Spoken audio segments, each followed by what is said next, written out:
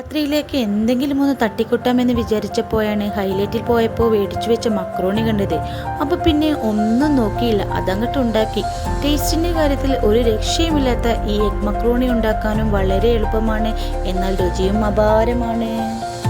ഒട്ടും വൈകാതെ തന്നെ ഒരു പോട്ടെടുത്ത് അല്പം വെള്ളത്തിൽ ഉപ്പും ചേർത്ത് മക്രോണി അങ്ങോട്ട് വേവിച്ചെടുത്തു. ആ സമയം കൊണ്ട് ഇതിലേക്ക് ആവശ്യമായിട്ടുള്ള 2 സവാളയും ഒരു ക്യാപ്സിക്കോയുടെ പകുതിയും അങ്ങോട്ട് കുനുകുനായി അരിഞ്ഞെടുത്തു. അതോടൊപ്പം മെയിൻ ഐറ്റമായ മല്ലിയില മറന്നിട്ടില്ല അരിഞ്ഞെടുക്കാൻ. അതിനുശേഷം ഒരു മുട്ടയെടുത്ത് അല്പം ഉപ്പും ചേർത്ത് നന്നായിട്ട് അങ്ങോട്ട് അടിച്ചെടുത്തു. അപ്പോഴാണ് ഉച്ചയ്ക്ക് മന്തിക്കൊപ്പം കിട്ടിയ മയോണൈസ് ഓർമ്മ വന്നത്.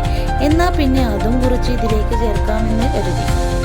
സമയമേറെ വൈകിയത് കൊണ്ട് തന്നെ ഒട്ടും കാത്തു നിൽക്കാതെ ഒരു പോട്ടെടുത്ത് ഗ്യാസിൽ വെച്ചു.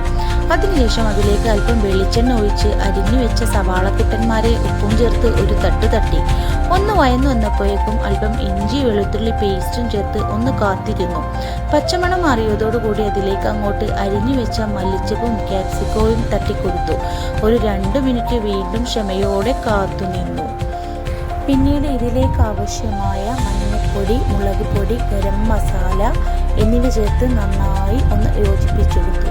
വീണ്ടും അല്പസമയം ഒന്ന് വെയിറ്റ് ചെയ്തതിനു ശേഷം ഇതിലേക്ക് ആവശ്യമായ ടൊമാറ്റോ സോസ്, അതുപോലെ സോയ സോസ് എന്നിവ ഒഴിച്ച് നന്നായിട്ട് യോജിപ്പിച്ചെടുത്തു.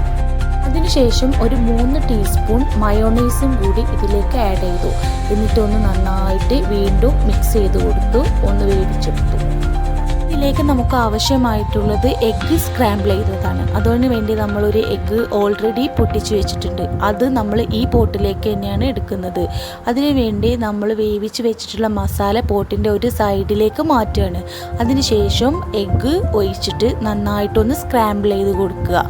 ഇതെല്ലാം കൂടി മിക്സ് ചെയ്തുണ്ടാക്കിയ ടേസ്റ്റ് മാറുന്നത് കൊണ്ടാണ് ഇത് ഇങ്ങനെ തന്നെ ചെയ്യുന്നത്. ഇനി നമ്മൾ നെക്സ്റ്റ് സ്റ്റെപ്പ് വേവിച്ച് വെച്ചിട്ടുള്ള മക്രോണിയെ ഈ മസാലയിലേക്ക് ഇട്ടിട്ട് നന്നായിട്ടൊന്ന് ഇളക്കി കൊടുക്കണം.